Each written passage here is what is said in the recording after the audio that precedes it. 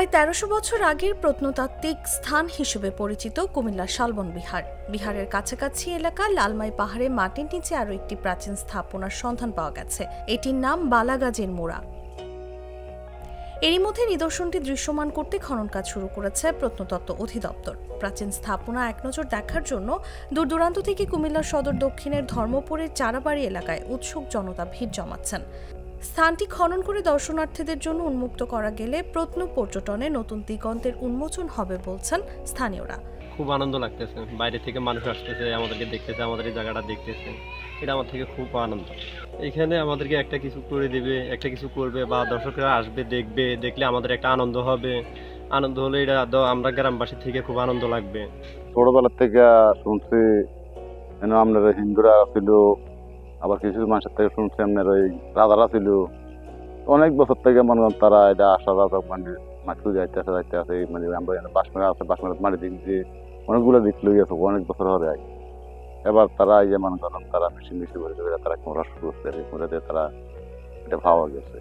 সরেজমিনে দেখা যায় কুমিল্লা নোয়াখালী আঞ্চলিক মহাসড়কের সদর দক্ষিণ উপজেলার রতনপুর বাজার। বাজার থেকে একটু দক্ষিণে হাতের বাম পাশে ধর্মপুর। শালবন বিহার থেকে এর দূরত্ব প্রায় ১২ কিলোমিটার। চারাবাড়ির টিলার উপর প্রত্ন স্থাপনায় কাজ করছেন বেশ কয়েকজন কর্মকর্তা ও কর্মচারী। বড় বড় ইট দিয়ে তৈরি প্রায় ৬ ফুট চওড়া প্রাচীন একটি দেওয়ালের অংশবিশেষ উন্মোচিত হয়েছে। এটা স্থাপনার কোণ। একাধিক মাটির স্তর সরানোর পরে সন্ধান মেলে এ ধ্বংসাবশেষের। বালাগাজীর মুড়া নামে পরিচিত প্রত্নতাত্ত্বিক স্থানটিতে উন্মোচিত প্রাচীন স্থাপনার ধ্বংসাবশেষ শালবন বিহার, আনন্দ বিহার, ভোজ বিহার, ইটাখোলা ও রূপবান মুড়ার সমসাময়িক হতে পারে বলে প্রাথমিকভাবে ধারণা করছেন প্রত্নতাত্ত্বিক খনন কাজে জড়িত এবং অনুসন্ধান টিম। 1939 থেকে 1945 সালে আমাদের এই লালমাই পাহাড়ে 14 পদাতিক ডিভিশন ব্রিটিশ সেনাবাহিনী এখানে ক্যাম্প করতে গিয়ে ওনাদের কার্যালয় বা অন্যান্য ইমারত নির্মাণ করতে গিয়ে ওনারা কিছু প্রত্নতাত্ত্বিক নমুনা বা আলামত পাওয়ার পরে এটা জানাজানি হলে তখনকার আর্কিওলজিক্যাল সার্ভে অফ ইন্ডিয়া এই লালমাই পাহাড়ে জরিপ করে 18টা সাইটকে সংরক্ষিত পুরাকীর্তি ঘোষণা করে। এটা যদি আমরা হিসাব করি এখন থেকে 80 বছর আগে 10-12টা সাইট অলরেডি আমরা খনন করে উন্মোচিত করেছি। তার মধ্যে যেমন শালবন বিহার, আনন্দ বিহার, ভোজ বিহার, রানী ময়নামতি প্রাসাদ, ইটাখোলা বনবিহার সহ অনেকগুলো সাইট আমরা আমাদের প্রত্নতত্ত্ব অধিদপ্তর এক্সকাভেশন করে বের করেছে এবং দর্শনার্থীদের জন্য উন্মুক্ত করে দিয়েছে।